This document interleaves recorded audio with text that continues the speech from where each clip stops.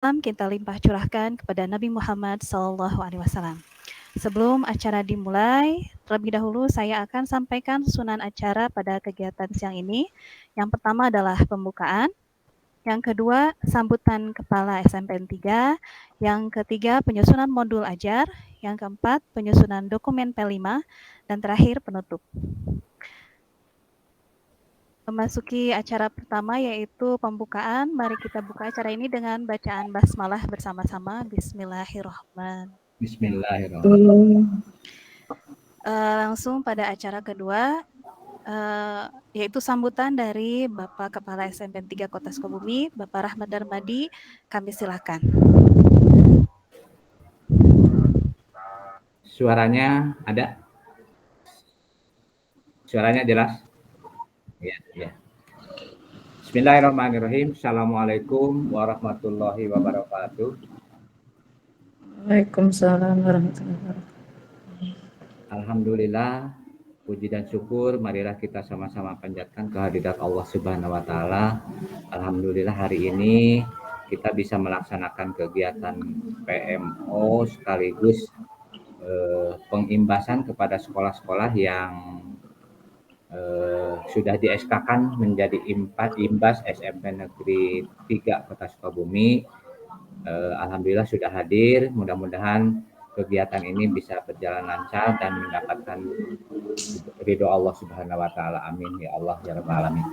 Salawat serta salam mudah-mudahan senantiasa tercurah terlimpah kepada junjungan kita Nabi besar Muhammad sallallahu alaihi wasallam.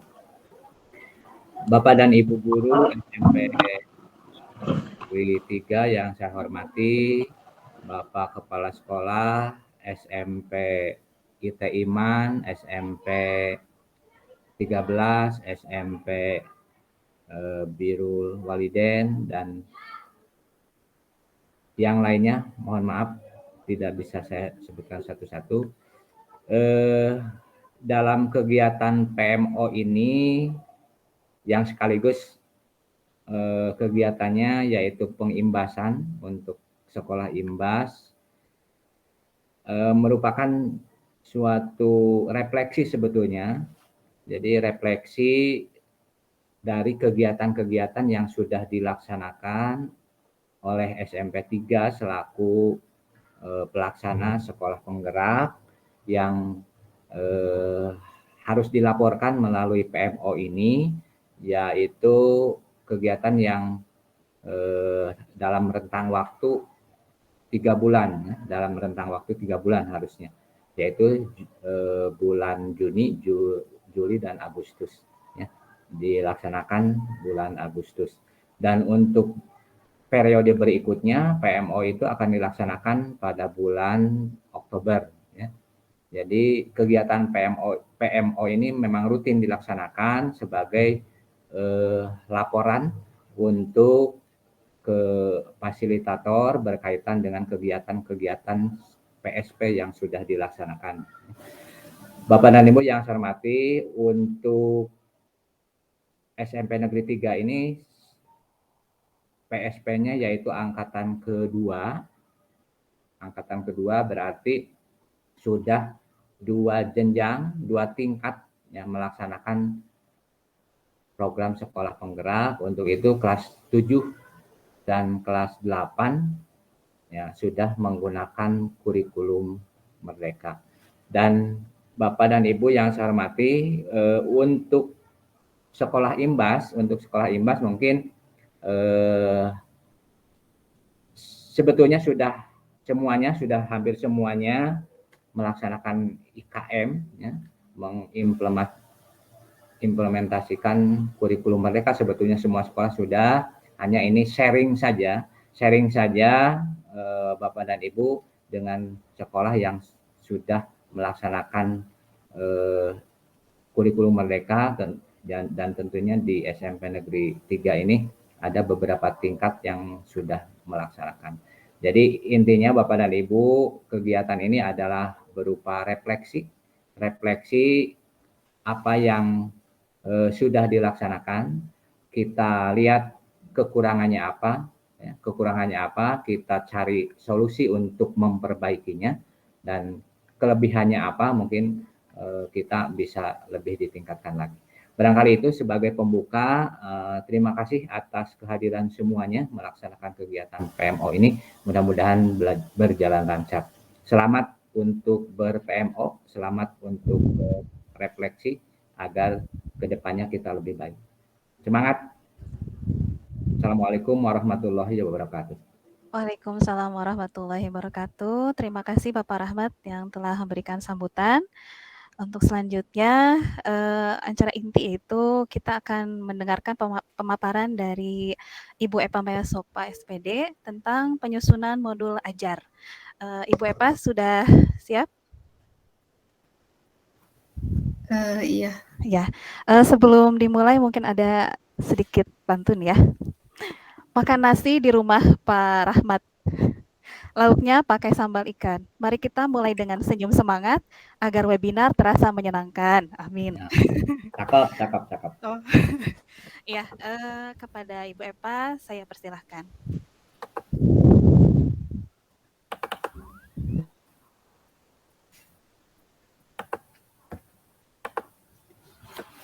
Baik. Bismillahirrahmanirrahim. Yang terhormat Bapak Kepala SMPN 3 Kota Sukabumi, yang saya hormati Bapak Kepala, Bapak Ibu Guru Sekolah Imbas, serta Bapak Ibu Guru, rekan-rekan komite sekolah penggerak yang saya banggakan. Assalamualaikum warahmatullahi wabarakatuh. Waalaikumsalam. Bapak Ibu sekalian, kita panjatkan puji syukur kehadirat Allah Subhanahu wa Ta'ala. Salawat dan salam kita curah limpahkan kepada Nabi Muhammad SAW. Pada kesempatan ini saya diberi waktu 30 menit untuk menyampaikan atau merefresh kembali tentang modul ajar. Nah, ada yang ingin saya share screen kan? Sebentar.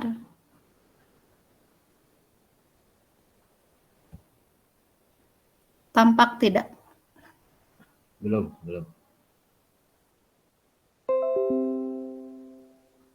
Oh iya. Sebentar.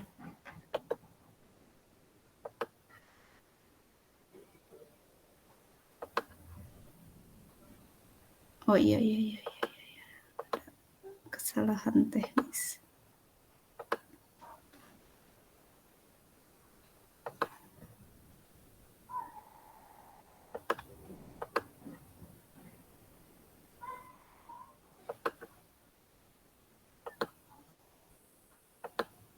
Sudah ada? Ya.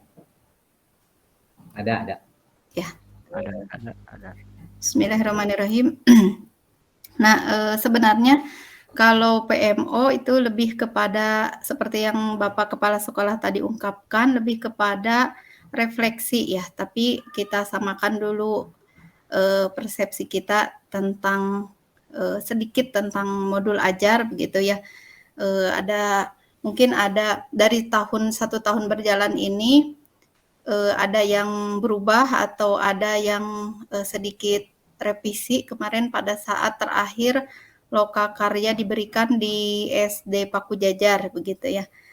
Coba dari awal dulu saya sampaikan. Ini mungkin pemaparan hanya 15 menit atau 10 menit juga cukup ya, dipercepat aja karena saya yakin Bapak Ibu sudah sudah sedikit banyak gitu ya, insya Allah sudah memahami tentang modul ajar, hanya kita menyamakan persepsi saja. Dan adakah kendala gitu yang dihadapi ketika menyusun modul ajar. Jadi di sini peserta mampu membuat atau memodifikasi modul ajar. Apa yang dimaksud dengan modul ajar, Bapak Ibu sudah meyakini gitu ya, dan tidak berubah bahwa modul ajar itu adalah dokumen perencanaan pembelajaran dengan komponen sekurang-kurangnya terdiri dari tujuan, langkah-langkah, dan asesmen. Jadi tidak berubah. Sampai sekarang masih seperti itu. Hanya saja bolehkah modul ajar ini ditambahkan dengan komponen lain? Tentu saja boleh. Dan ketika kita kembalikan kepada prinsip guru merdeka mengajar, maka ketika itu dibutuhkan, selain yang 3 komponen wajib, tujuan, langkah, dan asesmen, maka sangat boleh. Nah, ketika ditambahkan apa saja yang ada di modul ajar. Tentunya ini informasi umum, di dalamnya ada identitas, kompetensi awal, profil pelajar Pancasila, sarana, prasarana, target, model pembelajaran yang digunakan. Komponen intinya apa saja? Tentunya ini yang tadi disebutkan, yang 3 itu masuknya ke komponen inti. Ada tujuan pembelajaran, ada langkah, dan ada asesmen. Nah, ini yang menjadi pembeda dengan rencana pembelajaran ketika kita memakai kurikulum 2013, bahwa harus ditekankan ya, harus dilaksanakan atau jangan terlewati gitu. Jangan terlewati satu langkah, yaitu selalu memberikan pertanyaan pemantik. Nah, di sini istilahnya aja sih sebenarnya. Walaupun pada saat kurikulum sebelumnya pertanyaan pemantik itu diberikan pada saat memberikan stimulus gitu ya kepada anak. Maka di situ ada pertanyaan pemantik. Dan kemudian kegiatan pembelajarannya, dan terakhir adalah pengayaan. Oh, satu lagi yang harus juga menjadi pembeda dengan kurikulum sebenarnya, berikan selalu refleksi ketika peserta didik di akhir pertemuan begitu ya, atau di akhir pembelajaran. Boleh di akhir pertemuan, ini akan sangat menyesuaikan kepada kondisi guru itu mengajar, apa cukup waktunya begitu ya. Tetapi ini harus refleksi itu harus diberikan kepada peserta didik, baik itu refleksi kepada penguasaan peserta didik maupun refleksi kepada diri kita sendiri. Apakah sudah maksimal atau tujuan pembelajaran itu sudah tercapai dengan baik atau tidak, gitu. Nah, kemudian di lampiran ini boleh ada, boleh tidak, lembar kerja peserta didik, walaupun tidak dicantumkan gitu ya, disusun dalam modul ajar, tetapi kan kita sendiri sebagai guru, ini mah secara administratif saja, boleh dimasukkan ke modul ajar, boleh tidak, tetapi pastinya ketika guru itu mau mengajar dan ada LKPD, ya pastinya memiliki gitu ya, harus disusun gitu. Glosarium, dan terakhir daftar pustaka. Nah, itu Bapak Ibu yang yang secara umum kita ini kan ya, kita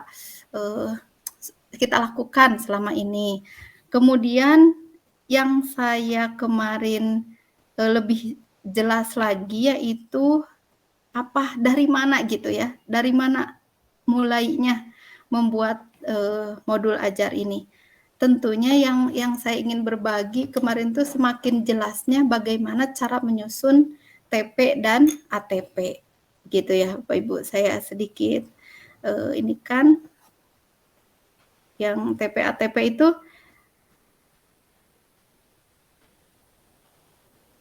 nah seperti ini.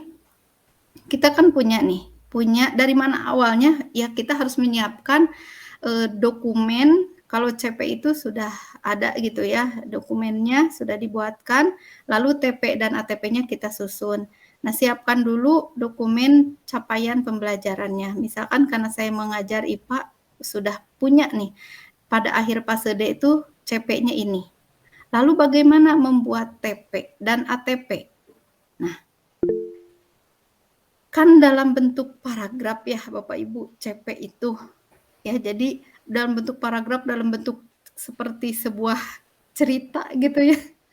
Mana awalnya, mana akhirnya, kenapa ini jadi bersatu begini gitu ya. Sekilas sangat memusingkan, tetapi tidak. Ini adalah hal yang mudah. Nah, ketika CP itu dalam bentuk paragraf, maka kita penggal paragraf itu sampai mana? Mungkin bisa saja sampai satu buah paragraf gitu ya. Nah, sampai titik, misalkan sampai sini campuran sederhana, sampai yang ini kehidupan sehari-hari gitu.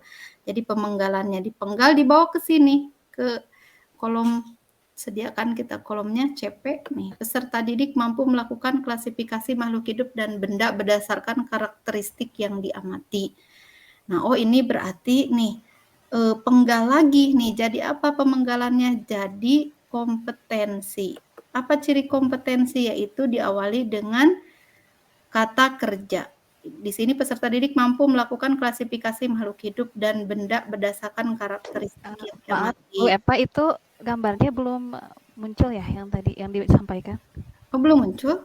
Iya, yang itu yang apa tadi yang disampaikan sama Bu Epa? CP, ATP. Oh, Iya, sebentar. betul, ya. Oke, sebentar. Bentar. Sebentar. Oh, saya teh ini we ya. Suka begitu kalau online teh. Makasih Bu Pina, sebentar saya share dulu. Nah, yang ini. Ini adalah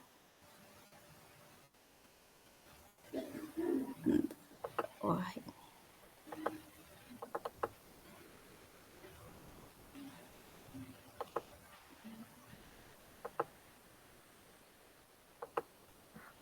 Nah, ini Ibu.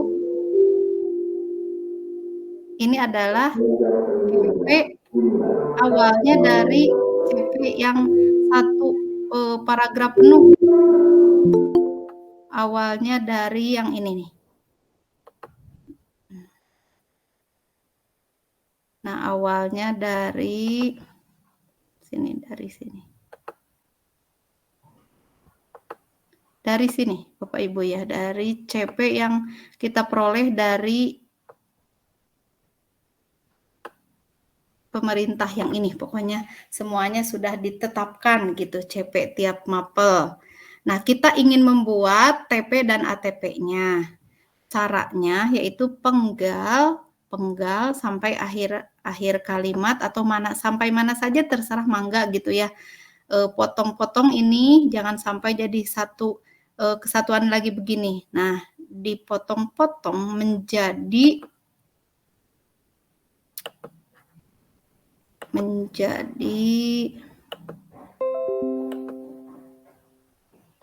nah, kita sediakan kolom yang ini, CP, kompetensi, TP, materi, jam pelajaran, dan alur. Nah, kita beri nama ini alur tujuan pembelajaran, gitu ya. Nah, CP ini kita penggal menjadi beberapa kompetensi untuk menemukan tujuan pembelajarannya. Nah, misalkan ini, peserta didik mampu melakukan klasifikasi makhluk hidup dan benda berdasarkan karakteristik yang diamati.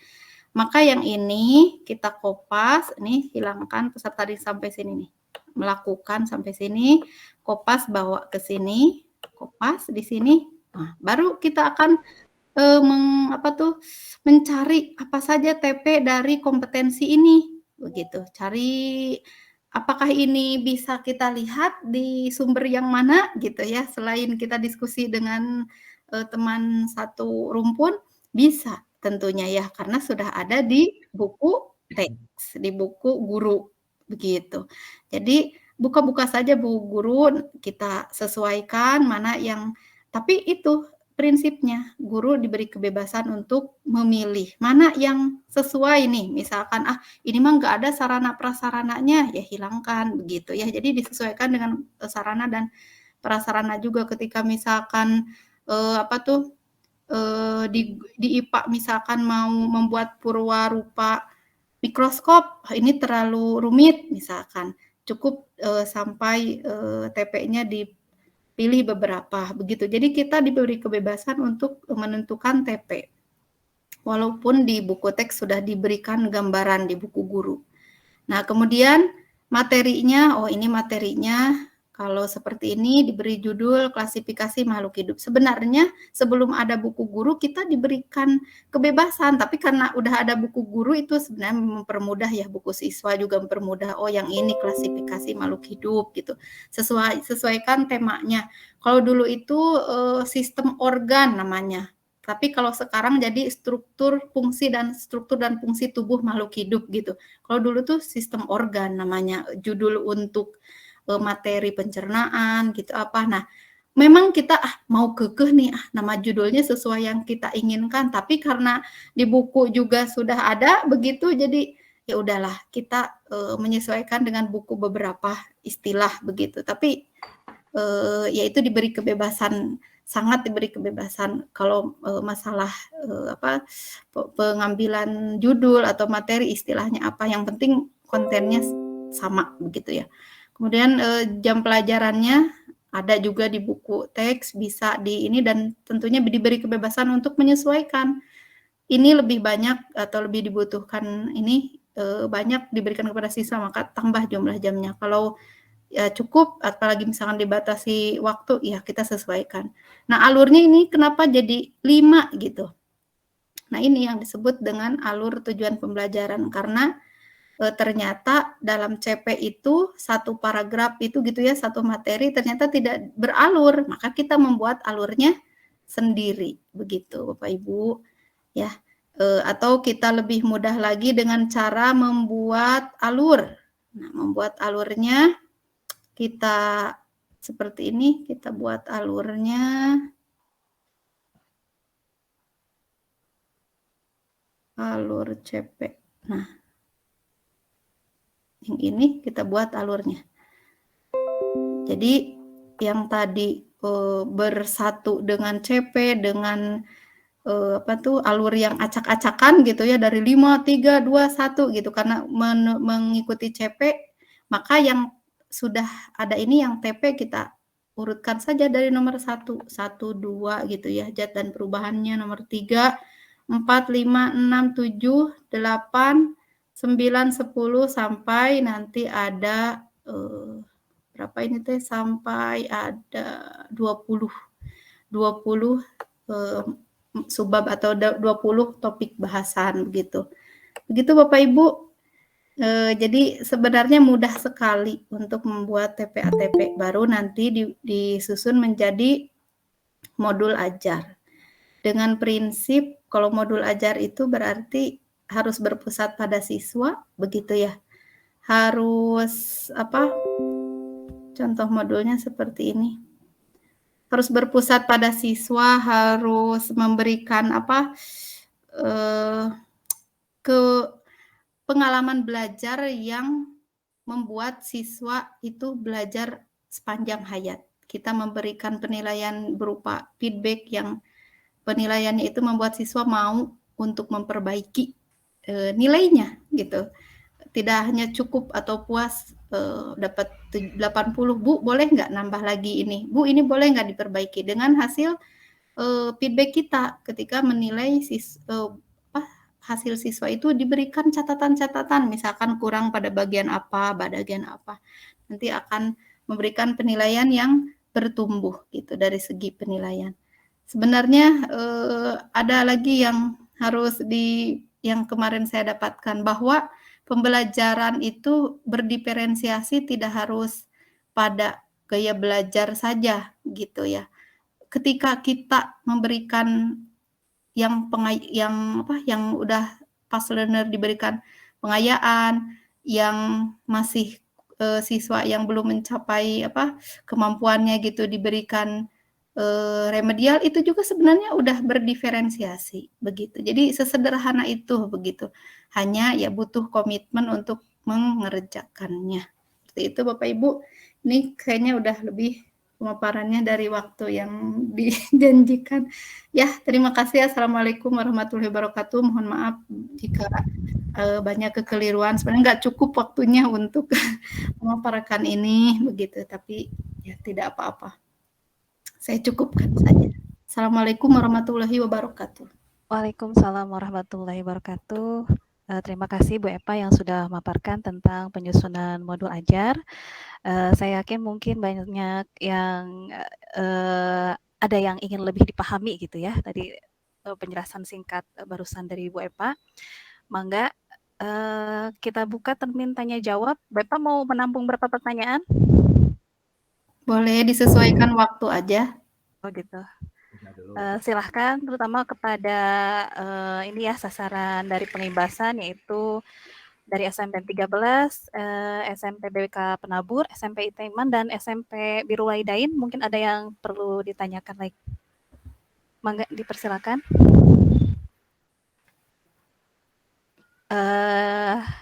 Kalau tidak ada, mungkin dari peserta yang lain, peserta webinar yang lain.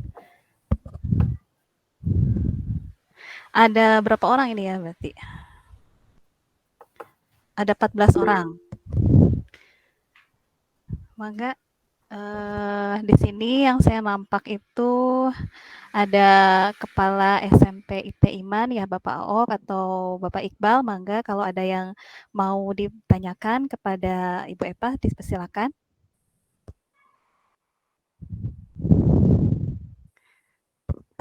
Ada? Atau yang lain mungkin? Yang sama? Oh boleh. Oh langsung Jangan Bapak. atuh Pak Bae.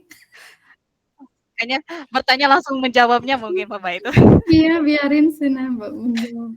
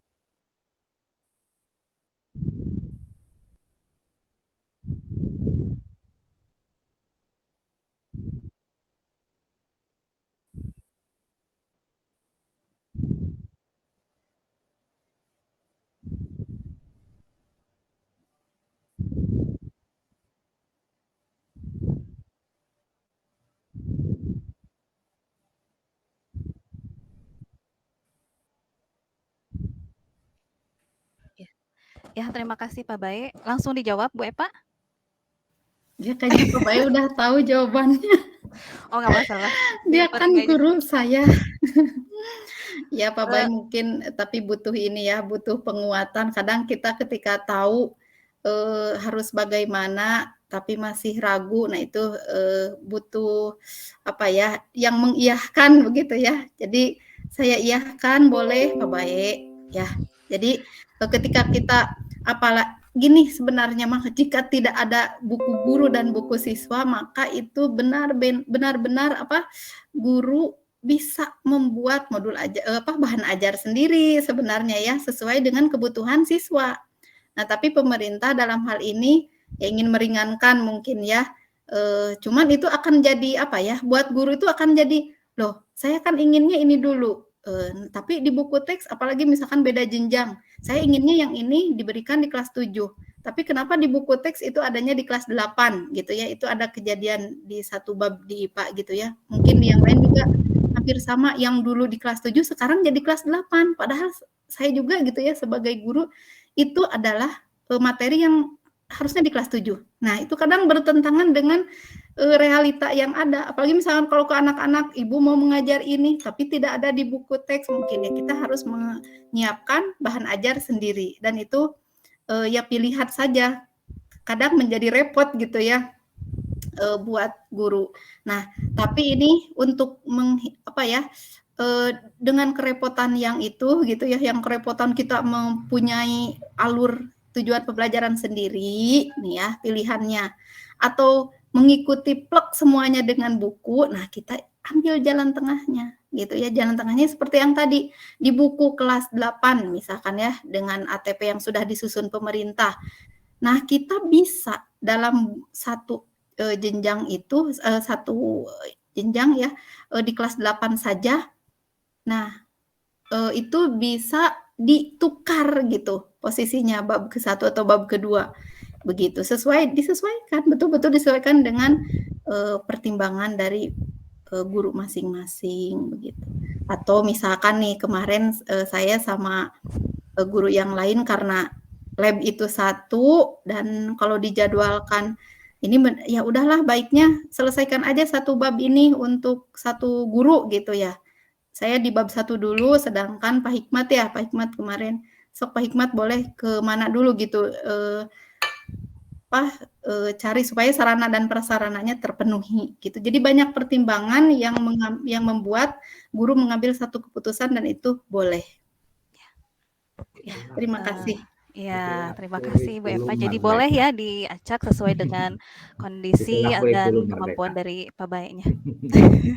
Merdeka kan gitu, jelas itu ditekankan lagi oleh Pak Rahmat ya. Jadi merdeka. Boleh guru disesuaikan dengan kondisi dan kemampuan dari guru sendiri. Nah, bisa jadi juga ini pertanyaan yang memang terwakili ya oleh Pak Baik gitu. Yang lain juga mungkin bertanya yang sama gitu. Cuman diwakili oleh Pak Baik. Selanjutnya yang lain mangga ada yang mau ditanyakan kembali?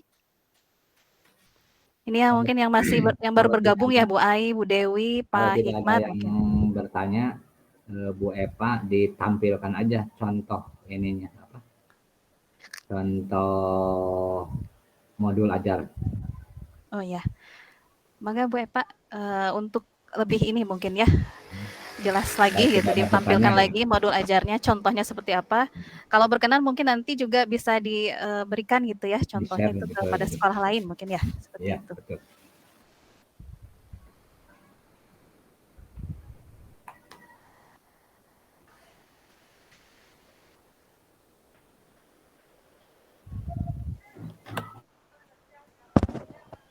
Ya,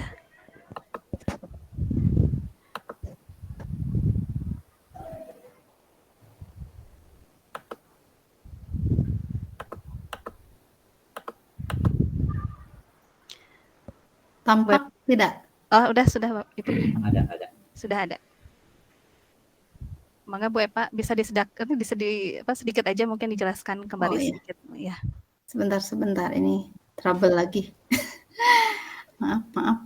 Nah, bentar. Jadi modul ajar itu pertama kalau saya yang ini sangat apa ya? Ini sangat menjadi contoh kecil gitu. Ada banyak modul ajar yang bisa dimodifikasi ataupun kita bisa membuat sendiri dengan bebas begitu ya. Asal prinsip-prinsip kurikulum Merdeka tadi berpusat pada siswa, mengajarkan tentang mendidik supaya jadi pembelajar sepanjang hayat, kemudian karakter Pancasilanya ditanamkan terus, asal itu gitu ya yang menjadi syarat. Sedangkan tampilan modulnya mah bebas, sebebas-bebasnya. Kemudian ini yang pertama yang saya tuliskan informasi umum, ini sudah umum ya, domain konten itu materi yang akan diberikan. Kemudian kompetensi awalnya ini karena kelas 7 baru masuk, jadi pengalaman belajar IPA di SD. Nah ini pun Bapak Ibu ini akan menjadi pertimbangan atau bahan diagnostik, asesmen diagnostik awal. Asesmen diagnostik itu seperti apa? Jadi kita karena berpusat pada peserta didik, maka yang menjadi khas dari kurikulum Merdeka itu ketahui dulu potensi awalnya atau kemampuan awal dari peserta didik gitu. Jadi dengan cara apa? Dengan cara wawancara, dengan cara lihat nilai-nilai sebelumnya begitu ya. Kalau saya kemampuan IPA itu harus dilihat dokumen awalnya, mungkin nilai IPA-nya begitu ya, di SD bagaimana, oh ternyata ada yang melejit gitu ya, nilai IPA-nya ada yang sedang dan ada yang kurang gitu ya, ada yang di level ini gitu. Nah itu akan menentukan anak harus diapakan nanti ketika belajar. Terutama kalau IPA mungkin ada banyak hitungan, maka ketahui berkaitan dengan lihat matematikanya. Jangan nanti pada saat pembelajaran, oh anak yang masih kurang perkalian atau apa, lalu kita jejali dengan rumus, dengan angka-angka rumit gitu. Itu anak akan yang ada malah jadi bosan dan tidak menikmati dan tidak merasa belajar begitu. Perasaannya tuh takut gitu ya, horor belajar IPA teh gitu. Seperti itu. Jadi kompetensi awal ini butuh sebagai diagnosa, asesmen diagnostik untuk siswa. Kemudian profil pelajar Pancasilanya dicantumkan, ini harusnya 6 ya, baru 4, 6 harusnya. Sarana dan prasarana ini umum, target peserta didik, target yang reguler, mode pembelajarannya tatap muka. Lalu nah di sini tujuan pembelajarannya kita kupas saja dari TP yang tadi kita susun. Pemahaman bermaknanya harus ada, anak harus apa yang jadi banyak bahan ajar gitu, banyak materi yang kita sampaikan, tapi ini minimalnya gitu, anak harus paham apa gitu yang bermakna bagi dirinya yang bisa diterapkan di kehidupan sehari-harinya gitu ya. Kemudian pertanyaan pemantik ini harus ada supaya ini diberikan supaya anak tuh kreatif begitu. Nah, ketika kreatif berpikir, dia akan melatihkan kepada anak untuk menjadi pembelajar sepanjang hayat. Kemudian strategi pembelajarannya ini DL, Discovery Learning. Nah, kemarin itu kan kita terfokus pada apa metodenya begitu ya, apa model belajarnya. Kalau di kurikulum 2013 kan scientific, pendekatan scientific. Nah, ini pun sama, boleh saja mau PBL, mau PJBL, mau DL, mau dengan strategi TGT, apapun itu boleh ya. Dan tidak harus menuliskan sintak, yang penting ketika ada pembelajaran itu harus mengajarkan kolaborasi, kreativitas begitu. Itu bebas gitu Bapak Ibu ya. Jadi metodenya boleh mangga semuanya itu yang pernah dulu kita gembar-gemborkan, kita latihkan gitu ya. Kita pelajari, kita terapkan. Nah, ini pun boleh asal apa pertimbangannya tidak semena-mena, pokoknya ini mah model yang keren. Langsung aja diterapkan di kelas, tidak.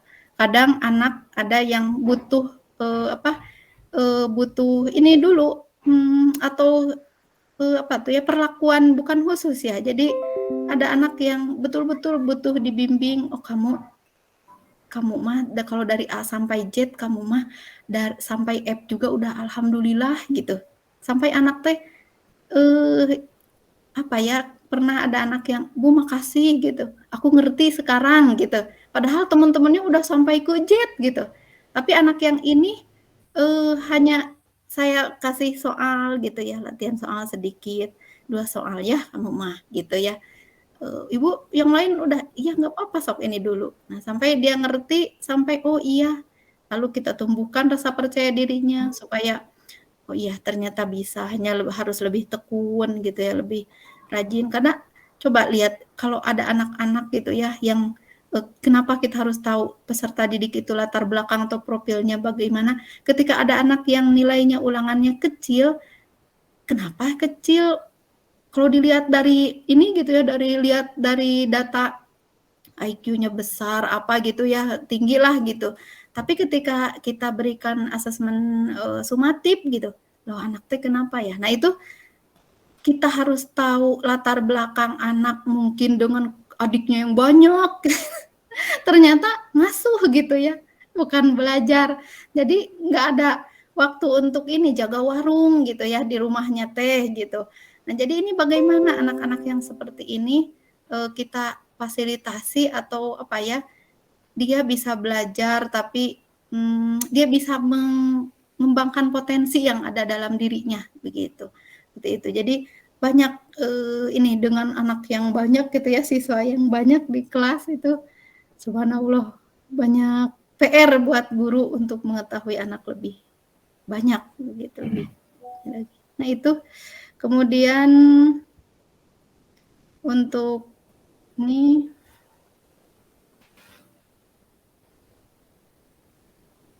kenapa ini teh nggak ini, sebentar.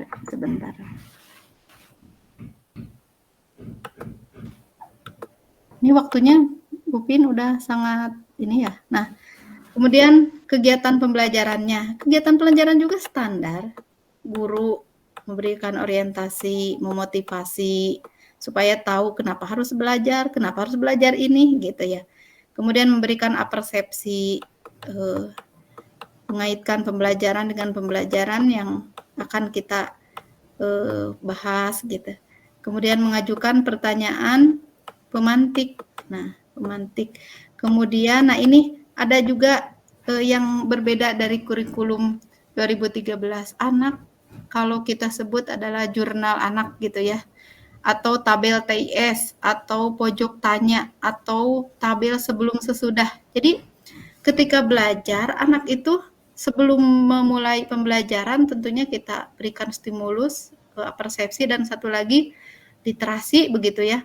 Lalu mereka diminta untuk apa yang ingin dipelajari gitu. Jadi mereka membuat pertanyaan, apa ya yang ingin saya ketahui gitu. Itu butuh sekali, itu harus gitu yang meskipun sebagus apapun metodenya, anak harus disadarkan dulu pada apa sebenarnya yang pengen saya tahu teh gitu ya, gitu. Coba, tapi ya gitu tidak semudah itu, harus dilatihkan dan anak-anak kadang nggak pengen tahu apa-apa, gimana ibu aja aku mah gitu. Tapi ya kita harus melatihkan itu anak-anak. Kita sekarang mau belajar tentang sains atau tentang sel. Coba baca dulu ya, atau lihat apa istilah yang tidak diketahui, kenapa harus belajar ini gitu. Pertanyaan-pertanyaan itu harus muncul dari mereka sendiri. Nah, baru proses belajar berlangsung dengan tentunya mengusahakan berikan pengalaman-pengalaman yang memunculkan sikap-sikap atau nilai-nilai profil Pancasila gitu. Iya, Akhlakul terima karimah kasih gitu. Bu Eva. Sebenarnya sebenarnya masih ingin mendengarkan gitu Iya. karena memang kita nggak cukup ya waktu yang Iya, betul. tersedia gitu. Tapi insya Allah nanti kita bisa lanjut lagi di lain kesempatan. Terima kasih Bu Eva atas pemaparannya. Bu Pin, sebentar sedikit lagi asesmennya. Asesmennya Oh, masih sama. Asesmennya masih Oh, iya. sama dengan kurikulum 2013 secara holistik. Hanya nanti pada saat pengolahannya tidak dipisah sikap, keterampilan, dan pengetahuan. Nanti diolahnya menjadi kesatuan gitu. Iya, siap. Ya. Itu mungkin nanti Bu Eva ya kalau berkenan Ya. diberikan contohnya ya. Nanti di Boleh. grup ya, atau nanti juga bisa disebarkan pada sekolah yang jadi saran Ah, pengimbasan. malu itu pada ini deh. Nggak apa-apa ya Pak Rahmat ya gitu sebagai contoh. Oh nggak apa-apa. Jadi namanya juga sharing. Oh betul seperti itu ya, nanti mudah-mudahan bisa di share di grup. Terima kasih Bu Eva. Untuk selanjutnya kita akan mendengarkan pemaparan penyusunan dokumen P5 yang akan disampaikan oleh Bapak Reka Budi Ramdhani. Bapak Reka sudah siap? Ya.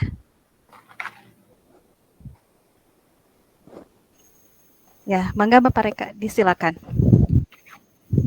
Oh ya. Oh ya. Ya. Ya. Ya, silahkan untuk mengisi, para peserta silahkan untuk mengisi presensi yang sudah disebar di pesan ya. Gitu. Pak Reka, mangga disilakan.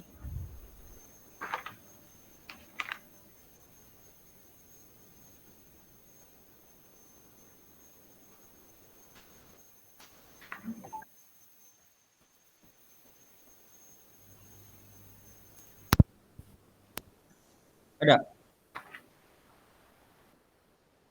Ya, baik. Bismillahirrahmanirrahim. Assalamualaikum warahmatullahi wabarakatuh. Ya, sebelumnya saya ucapkan terima kasih kepada Bapak selaku pimpinan SMP Negeri 3 Kota Sukabumi, rekan-rekan guru yang saya hormati dan saya banggakan. Dan bahwasannya pada hari ini kita diberikan kesehatan ya Bapak Ibu ya, diberikan kekuatan untuk berkumpul, silaturahmi juga, sharing ilmu pengetahuan juga dengan yang dinamakan PMO. Dan betul kata Bapak di pembuka tadi bahwa memang PMO ini adalah refleksi kegiatan kita selama 1 tahun perjalanan kita di sekolah penggerak. Kita lebih banyak mungkin refleksi, evaluasi, dan juga menilai keunggulan dan kekurangan selama perjalanan kita selama 1 tahun ke depan kemarin. Nah, Bapak dan Ibu, untuk tema kita hari ini, karena kebetulan kaitannya dengan sekolah penggerak, maka tema yang yang akan saya paparkan ini adalah kaitannya dengan P5. Mungkin lebih mudah kita menyebutnya dengan P5 ya, karena kalau secara singkat itu lumayan agak panjang juga kata-katanya, proyek penguatan profil pelajar Pancasila. Jadi biar lebih mudahnya kita singkat menjadi P5. Baik, untuk kenapa harus P5?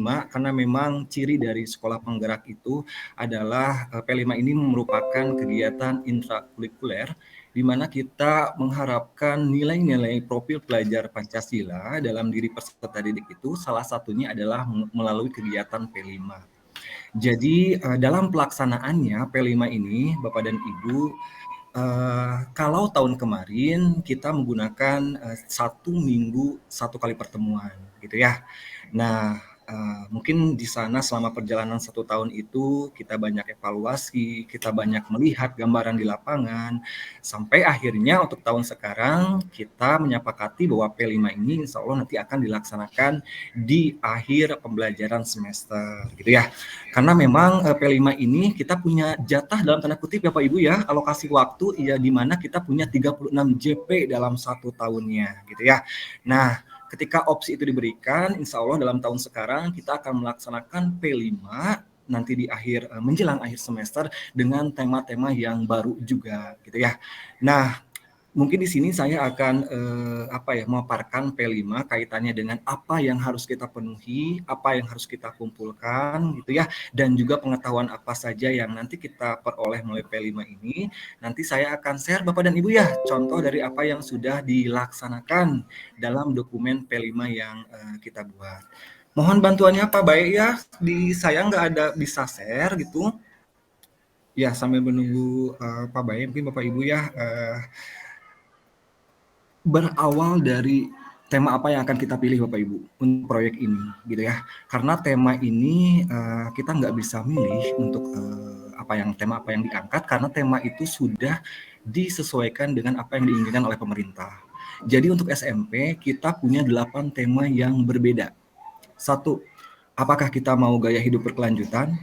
2, apakah kita mau kearifan lokal?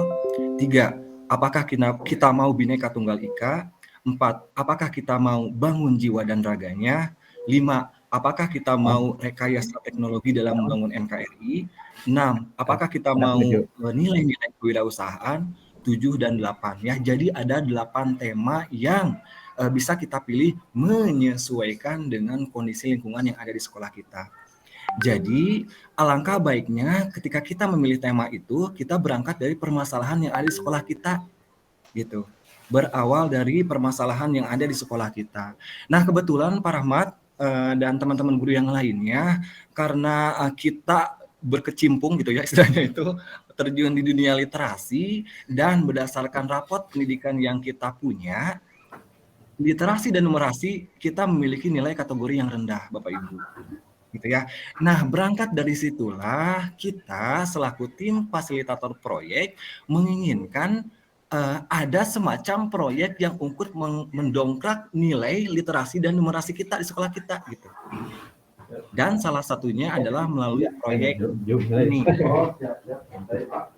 Di ke atas Pak Bay, maaf. Ayo Pak. Layarnya rada ke atas. Ya di paling atas Pak Bay, maaf. Paling atas awal dari tema. Nah, ini ya Bapak dan Ibu, berekayasa dan berteknologi dalam membangun NKRI. Jadi tema itu yang kita pilih karena menyesuaikan dengan permasalahan yang ada di sekolah kita. Literasi kita rendah, maka saya berangkat dari sini. Ya. Nah, kemudian Bapak dan Ibu, hilangkan persepsi antara tema dan topik itu harus berbeda Bapak dan Ibu. Tema ya tema yang sudah disesuaikan oleh pemerintah, sementara topik adalah pilihan kita. Apa kata-katanya, kalimatnya mau apa, redaksinya mau seperti apa. Yang jelas kita pingin redaksinya itu yang sifatnya membangun, mengajak. Contoh, ketika saya ingin ada proyek majalah di sini gitu ya, maka topik yang saya pilih adalah aku bisa kreatif dan berinovasi melalui majalah. Itu topik. Atau misalnya di teman kita Pak Bay dan kawan-kawan gitu ya, menjadi penyair sejak dini. Gitu ya Pak Bay ya, menjadi penyair sejak dini. Atau teman-teman lain yang di proyek video, topiknya adalah misalnya menjadi YouTuber atau menjadi YouTuber sejak dini misalnya seperti itu. Jadi topik boleh menjadi pilihan kita sementara tema sudah disesuaikan oleh pemerintah. Gitu ya Bapak dan Ibu ya. Jadi harus dibedakan antara tema dan topik. Setelah tema kita pilih, topik kita pilih, baru kita langsung ke bawahnya. Pak Bae, maaf. Ya. Nah, ini poin yang paling pentingnya. Jangan lupa, judulnya juga sudah P5, Proyek Penguatan Profil Pelajar Pancasila. Maka inilah yang paling penting esensinya. 6 dimensi profil pelajar Pancasila. Mana yang mau kita pilih? Apakah kita mau kreatif ke dalam diri anak? Apakah kita ingin bernalar kritis? Apakah kita ingin gotong royong? Apakah kita ingin berakhlak mulia? Apakah kita misalnya ingin mandiri atau berkebinekaan global gitu. Nah, Bapak dan Ibu, ketika proyek itu sudah dipilih, tema sudah dipilih dan topik itu sudah dipilih, jangan dimasukkan semua 6 dimensi itu. Jangan terlalu banyak dan kita susah untuk mengukur nanti di asesmennya. Jadi kita pilih 3 saja. Karena nanti endingnya nilai-nilai Pancasila ini akan ada muncul di rapot kita proyek. Itu esensinya. Jadi kita pilih 3. Ini yang dimaksud dengan dimensi. Jadi gotong royong itu dimensi, kreatif itu dimensi, bernalar kritis itu dimensi. Dari dimensi baru nanti kita kecilkan lagi ruang lingkupnya. Ada elemen. Jadi ketika kita ingin gotong royong, elemennya apa? Oh, anak bisa berbagi dengan temannya. Oh, anak bisa berkolaborasi atau bekerja sama dengan temannya. Berarti ada 2 indikator gotong royong yang saya ingin capai dalam dimensi gotong royong ini. Ya Bapak Ibu ya, jadi kita pilih 3 dimensi profil pelajar Pancasila yang menyesuaikan dengan topik yang kita pilih. Nah, kebetulan di majalah kita ada 3 Bapak dan Ibu. 1, saya ingin anak-anak itu berpikir kritis melalui berbagai pertanyaan-pertanyaan. Yang kedua, saya ingin kreatif. Karena nanti kreativitas dilihat dari bagaimana hasil yang sudah dibuat oleh anak seperti ini. Bapak dan Ibu kelihatan nggak? Ini produk atau hasil dari karya proyek majalah yang sudah dibuat oleh anak-anak. Gitu. Ya, bisa dilihat Bapak dan Ibu, dan ini adalah dimensi kreativitas yang bisa Bapak Ibu lihat, yang bisa saya lihat, yang bisa juga menjadi kebanggaan anak-anak ketika anak-anak ke perpustakaan. Gitu. Ya, oke. Lanjut Pak Bae. Setelah dimensi, nah baru ini kita harus tahu dengan 4 prinsip proyek penguatan profil pelajar Pancasila. Cirinya apa? Kita nggak terikat Bapak dan Ibu. IPS dengan matematika join bisa. Bahasa Inggris dengan bahasa Indonesia dengan bahasa Sunda boleh. Saya dengan Bu Eva boleh. Saya dengan Bu Pina nanti boleh gitu ya. Jadi tidak terikat dengan mata pelajaran. Free, bebas. Yang penting temanya kita sudah menentukan. Itu namanya holistik. Yang kedua, berpusat pada peserta didik. Ini udah jelas kalau misalnya berpusat pada peserta didik berarti pemain utamanya adalah mereka, bukan kita Bapak Ibu ya. Pemain utamanya mereka, biar mereka yang mengeksplor, biar mereka yang riweuh dalam tanda kutip belajar gitu. Kita hanya sebagai fasilitator. Terus yang ketiga kontekstual, berangkat dari sekitar rumah, sekitar sekolah Bapak dan Ibu. Contohnya misalnya ketika saya ingin isi layout majalah itu misalnya tentang kedisiplinan di sekolah di SMP Negeri 3, maka kontekstualnya adalah tentang kedisiplinan yang ada di sekolah di SMP Negeri 3, misalnya kayak gitu ya. Dan terakhir adalah eksploratif. Jadi bisa kapan, di mana saja, intinya anak senang mencari informasi gitu. Berikutnya, nah ini 4 prinsip ya Bapak dan Ibu ya. Ini hanya sekedar teori saja. Lewat Pak Bae, kita next berikutnya, slide berikutnya. Nah ini Bapak dan Ibu jangan lupa di dalam proyek kita kerjasama loh, kerjasama tim ya. Jadi rata-rata kita disebutnya itu adalah tim fasilitator. Mana fasilitator proyek, mana fasilitator majalah? Oh berarti saya Pak Reka kalau di majalah, Bu Teti guru bahasa Inggris, dan Bu Rosi guru PPKN. Nah, jadi kita disebutnya tim fasilitator yang punya ruang lingkup kerjanya ini, Bapak dan Ibu. Menentukan tema, memilih topik, menentukan alokasi waktu, merancang materi di setiap pertemuan, menyiapkan bahan ajar, melakukan kolaborasi, melakukan observasi, dan memberikan layanan jika memang ada peserta didik yang mengalami kesulitan. Ya, jadi job deskripsi kita, peran kita adalah seperti yang Bapak Ibu bisa lihat di tayangan slide ini, gitu ya. Oke. Next berikutnya Pak Bae, setelah tim fasilitator dibentuk, Nah, ini baru kita langsung ke pertanyaan pemantik. Kenapa sih harus majalah? Argennya apa? Kenapa harus majalah gitu kan? Nah, ini biasanya pertanyaan pemantik dan pemahaman bermakna itu diawali di pertemuan awal Bapak dan Ibu, di pertemuan awal proyek. Menurut kamu kenapa sih baca tulis itu penting? Kenapa sih harus ada majalah di sekolah? Terus kalau kamu suka menulis, terus tidak ada medianya, terus kamu kemana? Gimana rasanya? Dan sebagainya. Nah, pertanyaan-pertanyaan itu harus disampaikan di awal pertemuan awal di proyek Bapak dan Ibu yang pilih. Terus yang kedua, pemahaman bermaknanya jangan lupa Bapak dan Ibu. Manfaatnya untuk apa dan siapa gitu. Maaf ya Bapak Ibu, ada bel dulu sebentar. Jadi pemahaman bermakna itu adalah kemanfaatan yang diperoleh. Nah, kalau kamu ikut proyek ini, kamu bermanfaatnya apa? Melatih kamu untuk bisa menulis, melatih kamu untuk misalnya gemar membaca, terus tidak malu-malu, berani bertanya, bisa bergotong royong, melatih kamu dalam berpikir, menuangkannya dalam tulisan, kamu bisa kreatif juga, terus. Jadi itu pemahaman bermakna yang harus disampaikan pada anak di awal pertemuan, ya. Bapak berikutnya, setelah pertanyaan pemantik dan pemahaman bermakna, nah ini target, alur, dan capaian proyek. Targetnya apa? Teman-teman, proyek kita harus punya target. Dan target akhirnya apa, gitu ya. Jadi tidak hanya sekedar angin lalu proyek selesai, tidak. Harus misalnya kita harus punya tujuan di ujungnya apa. Untuk anak sendiri dan juga untuk sekolah gitu ya. Gitu. Lanjut Pak Bae. Nah Bapak dan Ibu ini yang harus diperhatikan ya, alur KD Bapak dan Ibu nitip ya ini. Alur yang memang harus dilalui oleh kita di berbagai aktivitas pertemuan. Bapak dan Ibu bisa lihat di situ ada berapa tahap Bapak dan Ibu?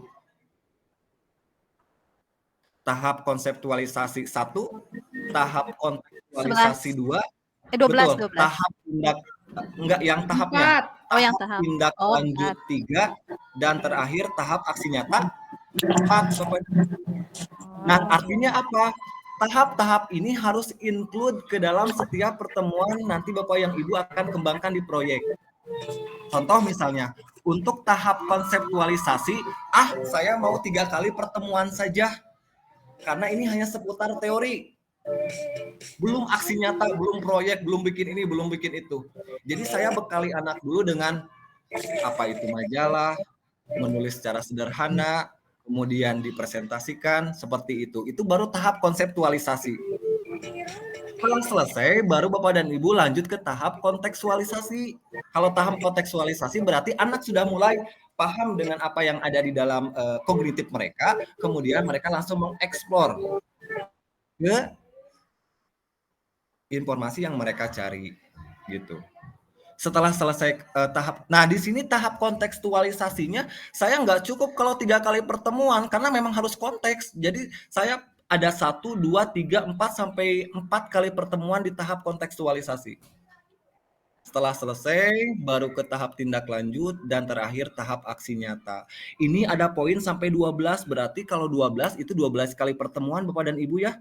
Dan kebetulan kemarin kalau 12 kali pertemuan berarti kita menghabiskan waktu 3 bulan di semester di tahun kemarin. Karena kita kan waktu tahun kemarin seminggu sekali ya. Nah, jadi 12 kali pertemuan dan selesai di dalam tahap aksi nyata gitu.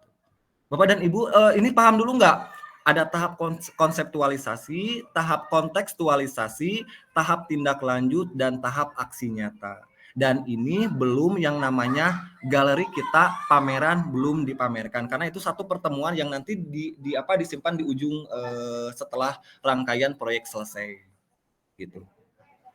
Next berikutnya Pak Bae, maaf ini target alur dan capaian sudah. Nah ini dimensinya Bapak Ibu ini sengaja dibuat agar kita lebih mudah dalam memetakan proyek yang kita pilih. Contoh misalnya tabel 1 dimensi profil pelajar Pancasila yang terkait. Dimensi 1 gotong royong, terus elemennya saya ingin kerjasama, target capaiannya saya ingin anak itu kolaborasi di setiap anggota. Nah, aktivitas ini ada di pertemuan 1, 3, 5, 6, 7, 9, 10, 11, 12 gitu maksudnya. Gitu. Ya, kemudian dimensi benalar kritisnya saya ingin lihat di pertemuan 1, 2, 4, 5, 6, 10, dan 12. Berarti Bapak dan Ibu memang betul dalam setiap pertemuan kita harus punya yang namanya lembar pengamatan gitu. Ya, secara acak dulu nggak apa-apa, nggak harus bagus, nggak harus sesuai, secara acak dulu aja. Yang penting ketika misalnya, oh ini muncul nih anak nih udah bisa kerjasama dengan temannya, ngariung 2-an, terus 3-an, 4-an, nyari informasi dan seterusnya. Oh berarti kita checklist 1, dia muncul dalam dimensi gotong royong gitu. Terus Pak Bae berikutnya. Ya. Nah, sampai dimensi 3 kreatif Bapak dan Ibu ya. Dan ini contoh-contoh aktivitas terkaitnya yang ada dalam gambar yang Bapak Ibu lihat. Berikutnya Pak Bae. Nah, ini kerangka juga harus ada Bapak dan Ibu ya dalam modul yang nanti kita buat, kerangka pengalaman belajar proyek majalah. Tahap konseptualisasi misalnya di aktivitas 1 pertemuan awal. Nah, kalau saya Bapak dan Ibu bersama Bu Teti dan Bu Rosi biar lebih mudah dalam setiap pertemuan tuh ada judulnya gitu. Pertemuan 1 awal aku berkenalan dengan majalah gitu. Deskripsinya apa? Ada bacaannya di situ. Kemudian durasinya berapa? Oh, 3 jam pelajaran. Sarana apa yang dibutuhkan? Oh, laptop, majalah, contoh majalah, kemudian slide warna, kemudian kertas karton, dan seterusnya dan seterusnya. Terus asesmennya apa? Oh, terkait P3 berarti saya mau observasi pengamatan yang aktivitas 2, aktivitas 3, terus sampai nanti di ujung aktivitas terakhir. Pak Bae next berikutnya. Nah, itu sampai 12 ya Bapak dan Ibu ya, sampai 12 kali pertemuan. Ya. Terus Pak Bae berikutnya.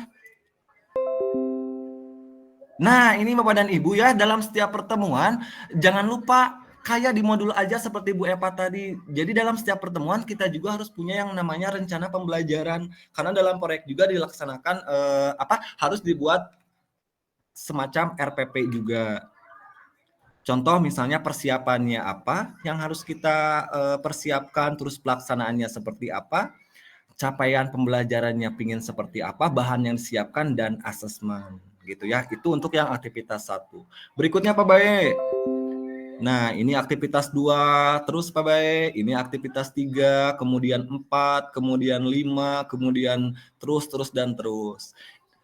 Nah, ini beberapa contoh hasil kreativitas ya Bapak dan Ibu, layout majalah yang memang sudah dibuat oleh anak-anak gitu ya. Nah, ini ada beberapa layout majalah hasil dari kreasi anak-anak, di mana isi muatan dari layout majalah itu kaitannya dengan kontekstual permasalahan yang ada di sekolah kita.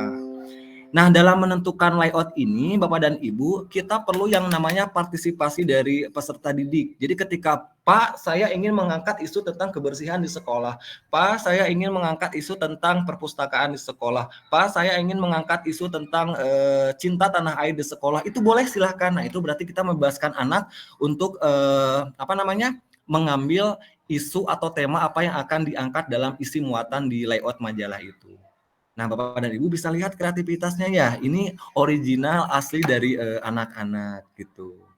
Dikumpulkan layout dan seterusnya sampai terkumpul beberapa. Nah, kalau yang ini Bapak dan Ibu, perkembangan sub elemen antar fase, inilah yang akan menjadi ending kita nanti di rapot. Yang seperti apa nilainya? Bukan 90, bukan 80, bukan kuantitatif, tapi kualitatif Bapak dan Ibu. Dimulai dari belum berkembang, mulai berkembang sesuai harapan, dan sangat-sangat berkembang gitu ya, dengan beberapa elemen seperti kolaborasi, kepedulian, berbagi yang ada dalam dimensi gotong royong gitu. Next berikutnya Pak Bae. Yang kedua, tadi dimensi apa setelah gotong royong? Kreatif. Nah, ini juga nanti akan jadi nilai raport mereka anak-anak gitu. Di atas Pak Bae, maaf. Ke atas lagi. Nah, ini ya, dengan subelemen di bawah Pak Bae. dengan subelemen menghasilkan gagasan yang original, menghasilkan karya dan tindakan yang original, memiliki keleluasaan berpikir dalam mencari alternatif solusi. Nah, ini juga yang akan menjadi nilai rapot anak-anak untuk dimensi kreatif. Dan terakhir adalah bernalar kritis. Ke bawahnya Pak Baik. Itu ya. Terus Pak Baik. Nah, ini umpan balik, ini saya hanya menanyakan aja random kepada anak-anak setelah rangkaian satu kegiatan proyek majalah itu perlu dong yang namanya feedback. Tadi kata Bu Epa harus ada umpan balik ya, sejauh mana perjalanan mereka dalam mengikuti proyek di majalah ini. Contoh misalnya di pertemuan 1, Pak, aku sekarang paham tentang pengertian ciri dan manfaat kenapa harus ada majalah di sekolah. Mungkin umpan baliknya seperti itu gitu ya. Berikutnya Pak Bae ke bawahnya. Nah, ini glosarium Bapak dan Ibu. Kalau glosarium kaitannya dengan apa? Kata-kata, redaksi kata yang memang harus ada dalam modul proyek yang kaitannya dengan tema kita. Karena saya temanya adalah majalah, mungkin kaitannya dengan artikel. Artikel itu apa? Cover itu apa? Editing itu apa? Dan kita biasanya mencari pengertiannya di ensiklopedia biasanya untuk mencari pengertian ini. Ilustrasi itu apa, layout itu apa, majalah itu apa, redaksi kan itu apa. Ya, kenapa saya memilih artikel, cover, editing, ilustrasi, layout dan seterusnya? Karena kaitannya dengan proyek majalah gitu. Kalau misalnya teman-teman Bu Epa di komposter mungkin bisa misalnya sampah apa, organik apa, anorganik apa, seperti itu. Jadi istilah-istilah itu memang harus ada di dalam ini. Ya. Berikutnya Pak Bae. Nah, ini referensi Bapak dan Ibu, jangan lupa ini sumber bacaan yang memang saya gunakan ketika proyek saya. Bisa diambil dari buku, bisa diambil dari internet juga, dan beberapa sumber-sumber yang ada. Dan alhamdulillah Bapak, untuk proyek ini kita sudah unggah di YouTube dan seterusnya. Kita juga sudah upload di PMM apa PPM ya? Apa Bu Epa, apa Bae lupa lagi? PMM. Oh iya, PMM, dan alhamdulillah kita udah dapat sertifikatnya Bapak gitu untuk sampel proyek yang memang sudah udah diupload di jejaring sosial gitu. Bapak dan Ibu, itu saja mungkin ya, saya harap pokoknya mah kalau hayang ngobrol mah sharing mah di antosan ngan kudu ka perpustakaan gitu. Maksudnya sharing gitu ya di sini kaitannya dengan kaitannya dengan proyek maksudnya juga masih belajar ya, kita juga masih berproses juga, dan nggak jadi masalah Bapak dan Ibu ya ketika ini nggak apa-apa, karena kan yang namanya baru 1 tahun kita mungkin ya, baru 1 tahun di sekolah penggerak pasti lebih banyak kekurangannya dibandingkan dengan kelebihannya. Tapi bagaimana mungkin kedepannya kita bisa konsistensi ya konsisten gitu dalam pelaksanaan P5 ini, karena memang P5 ini menjadi daya tarik bagi anak-anak Bapak dan Ibu. Mereka lebih senang P5 dibandingkan dengan pembelajaran reguler biasanya gitu. Apa yang mereka suka? Kalau saya tanya, Pak, karena memang kita suka belajarnya di luar kelas, itu 1. 2, tidak terikat dengan mata pelajaran tertentu gitu. 3, dia bisa menggunakan senjata mereka, HP gitu kan dengan mereka gitu. Jadi memang banyak hal-hal yang memang disukai di P5 itu. Itu saja mungkin Bapak dan Ibu ya. Terima kasih. Sekira-kiranya ada kekurangan mohon maaf. Terima kasih yang sebesar-besarnya. Assalamualaikum warahmatullahi wabarakatuh. Waalaikumsalam warahmatullahi wabarakatuh. Terima kasih Bapak Reka yang sudah menjelaskan dengan serinci-rincinya ya. Masya Allah, itu persiapannya.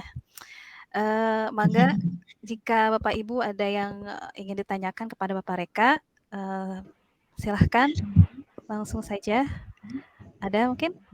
Ada. Oh ya, Pak Ade. Emang nggak Pak Ade? Saya silakan. Terima kasih. Begini pertanyaannya, apakah ada anggaran khusus untuk mengadakan pameran itu? Kemudian dalam 1 tahun berapa kali mengadakan pameran? Dan yang ketiga, kapan SMP 3 akan mengadakan pameran lagi? Itu aja, terima kasih. Iya, Pak Ade. Terima kasih Pak Ade. Langsung dijawab saja, Pak Reka mungkin? Iya, pertanyaan susah nomor 1 Pak Ade, yang saya bisa jawab nomor 2 boleh nggak Pak Ade?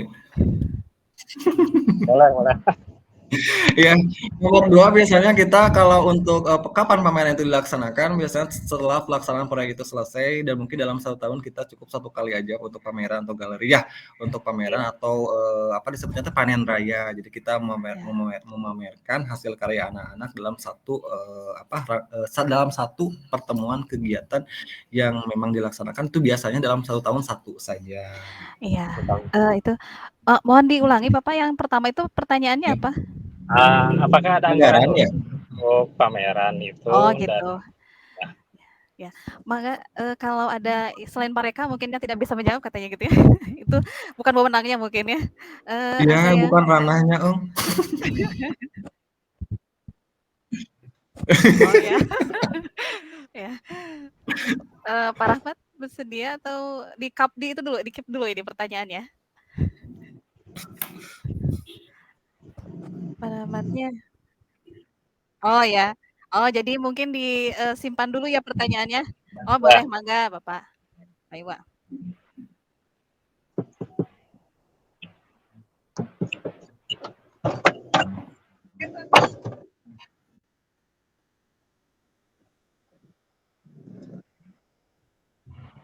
Oh ya, Iya, sudah diwakili oleh Pak Ya, Iwa ya. terima kasih Pak Iwa.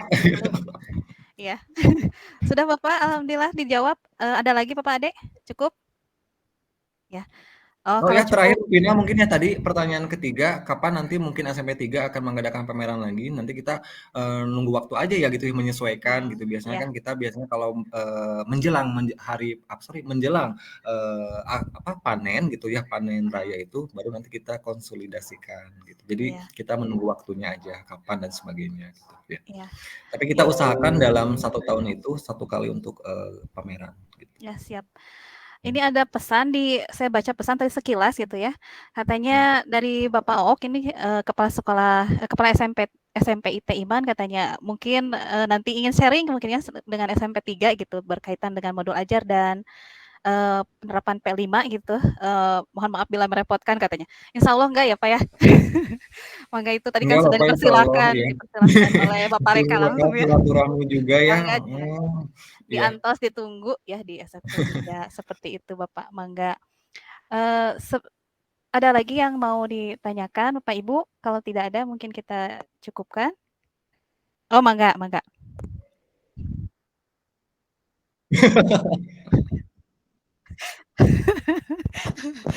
Ya, gitu ya. Itu Pak O. Alhamdulillah insya Allah kita akan menerima dengan senang hati ya para tamu siapapun yang apalagi yang jadi sasaran pengimbasan dari SMP 13, SMP BPK Penabur, SMP IT Iman dan SMP Birrul Walidain. Insya Allah kita terbuka. Kalau tidak ada mungkin kita Oh Bu cukupkan Vina, saja ya ya. terakhir mungkin ya, insya Allah nanti apa yang saya punya tentang proyek yang sudah dibuat, insya Allah nanti saya akan share-kan ya ke Masya beberapa Allah. teman terkait dengan modul, terkait dengan dokumen, terkait dengan apa yang kaitannya dengan P5, insya Allah nanti saya akan share. Ya. Siap, alhamdulillah. Ya, terima kasih sudah berkenan memberikan Ya, contoh-contohnya ya, Pak Reka. ya Pak Baik, kita sama-sama. perlu dokumentasi kayaknya ya. Mau mangga-mangga di itu aja. Ya, mohon Bapak Ibu yang masih menutup kameranya boleh dibuka dulu. Kalau berkenan dibuka dulu. Kita akan melakukan sesi dokumentasi ya sebagai bahan pelaporan. Ya, Pak Baik juga belum dibuka tuh. Dan yang lain mungkin Bapak Ook juga belum, Bapak Iqbal. Bapak Kepala nggak ada ya? Oh ya, biar. Feedback. Oh ada. Siap. Pak Rahmat, kita mau melaksanakan sesi dokumentasi dulu. Ya, dipoto dulu ya. Punten ada tamu. Mangga Pak Baik.